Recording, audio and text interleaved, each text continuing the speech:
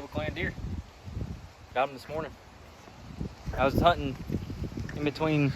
So I've got this spot. It's like it's super far in from my truck. And I got there this morning at like 3 something and started walking. Finally got to my tree.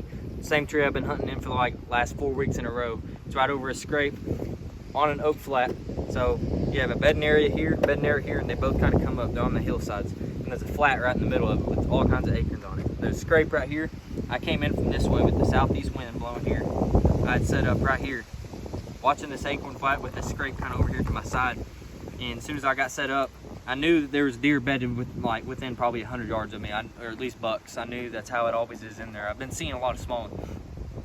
And right at daylight, I see this guy stand up 100 yards in front of me, and he stood up because he heard a small buck that was behind me working that scrape over here.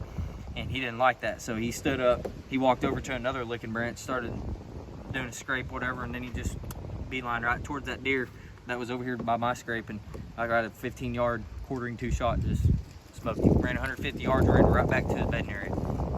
Is that the exit wound? Yeah, that's the You shot him on the other side? Yeah, the other side that hit like right here. Nice. So it wasn't my greatest shot, but it still put him down. You could barely see too, I guess, right? No, I can see pretty good. Oh, it's that much. So it's windy now. It wasn't that windy this morning, was it? No. So how far did you have to go into the woods to this spot? This isn't set up by the road, is it? No. It's like, I probably walk, it's probably 1,000 yards in there. It's a long ways. I haven't ever really measured it, but it's a long ways. It took me 2 hours to walk there this morning in the dark.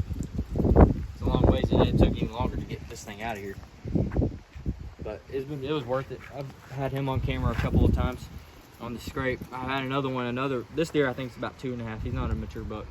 But I have a 4.5-year-old looking buck that's on camera, Big 10.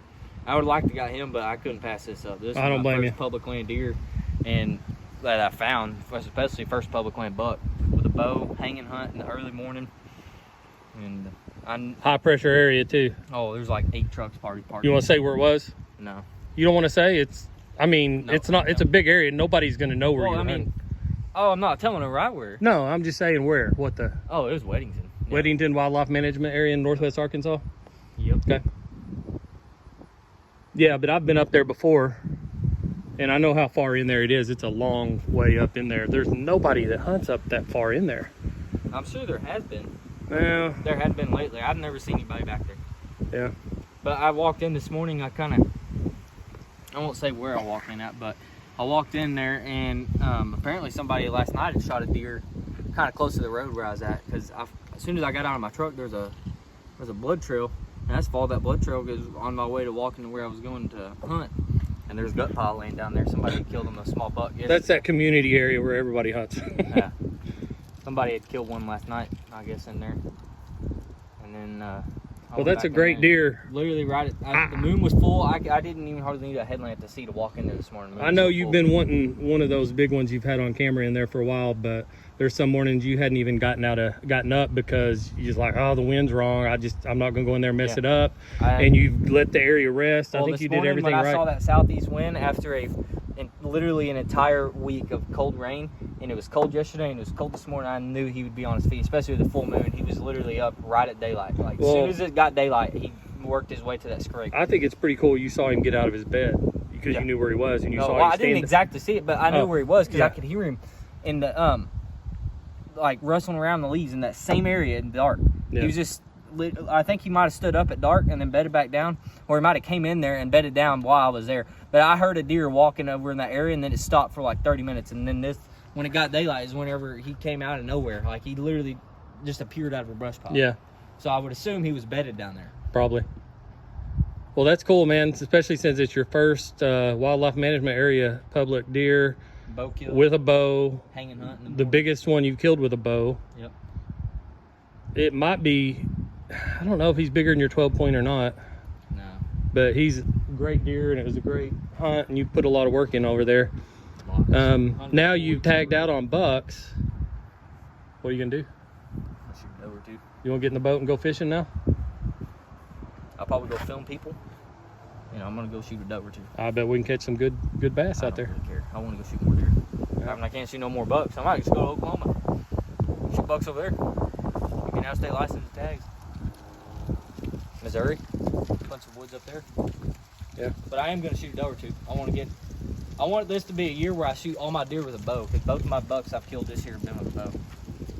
That'd be cool. Yeah. Yeah. One of them was private, but this one was 100% public land. Yeah, that's pretty cool. Well, he was way in there and difficult to get out, I can tell you that, but It's worth it. his buddy Gavin came out there and helped him drag it out. I've killed plenty of good, I've killed multiple bucks around the same area, basket rack 8, basket rack 12, whatever. This one is way more rewarding than shooting one with a rifle over a corn pile on private land. Like, yeah, no doubt. this one, going in there, picking out your spot, figuring out how these deer are living in there and what they're doing at that exact time during that wind and all that. It's just a lot more rewarding to get in there and hang and hunt, shoot one with a bow, than going to a place you know they're coming in every day on a corn pile. I mean, I don't enjoy that. I mean, yeah, right. I'll do it, shoot deer on a corn pile any day, all day. I don't care, but this one, public land, that's how you get it done. Yeah, that's great, man. And I just figuring out bedding areas in these mountains like this where there's nothing, no terrain changes, just hills. Figuring out that was the hardest part, but I figured that out this summer, where these deer were bedding at. I never went into their bedding area because I just knew that it wouldn't be a good idea. I went in there today whenever, and I got to see how this deer. Oh, after you killed him? Yeah, he ran right back to his bedding area. Yeah. Where they all come from. Because I didn't get to see him like exactly stand up out of the bed. I'm pretty sure I did, but he came from like the edge of that bedding area, and he just came right my way, which is where I figured he'd be. But he ran way deep into the heart of it, and I got to see exactly where all these deer have been bedding. You could tell it's pretty cool. I probably won't go in there again unless I have to get another deer out. Okay. But I was literally that right downwind of that bedding area. They had no idea I was there. He came out of there, was feeding on acorns, saw another buck hitting the scrape, showed his dominance, hit the scrape, worked his way over to that other buck, and while he did, he worked his way like right to me. I mean, had no idea I was there, nothing. Smoking. And you, I know you've passed a couple down there. I know I passed like tried to 7 self-film a couple of times, and Yeah. you've got some small bucks fighting, which was pretty cool and making all kinds of noise. And you've passed on all those. Yeah. But I'm really glad you took this one, and that's great, bud.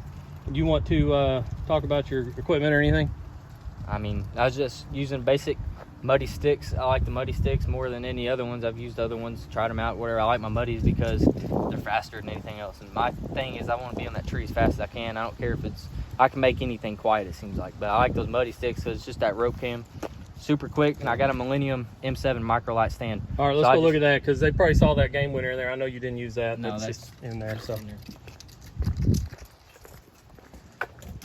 So my contribution was I carried his stand and his sticks out for him, and him and Gavin drug the deer a long way up ravines and through some thick stuff and everything. This is my Millennium M7 microlight, super light stand, especially with these sticks on it, it's still pretty light.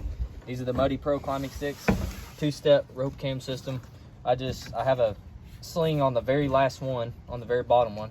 So when I'm going up on my lineman's rope, I got them all clipped together and I can throw them all over my shoulder. And when I get to the very last one, that's the one with the thing, or the sling, I can put it on the tree. Then I'll pull my stand up, hang the bracket system, super easy. Then I just drop my stand right into it, and then I climb in there, pull my bow up, and I'm done. Cool. Grab your bow. We'll look at it. I was about 30 feet up this morning. I was way up there, but it's so open in there. You have to be in there. He's gonna see you draw back, which is pretty good because the last few times I've been in there, I've been about 20 something, and you can tell those deer they can't figure out what I am, but they know I'm up there. Yeah. I had no idea this morning. I was so high up there. Yeah. I had the bottom. I saw how high it was. It makes me, as your dad, it makes me a little nervous. You're up that high. But whatever. I had the bottom of my first stick right here. Yeah. And it was all I do to get up on there, but it paid off. So what is that, a Hoyt? Yeah, 2019 Hoyt Nitrix. Does really good. Got a trophy ridge sight on it and stabilizer. Drop away rest. Rage hypodermic broadheads. Rage? Yep, that's what I was using. Awesome. It worked great. But he did. Awesome. Yeah.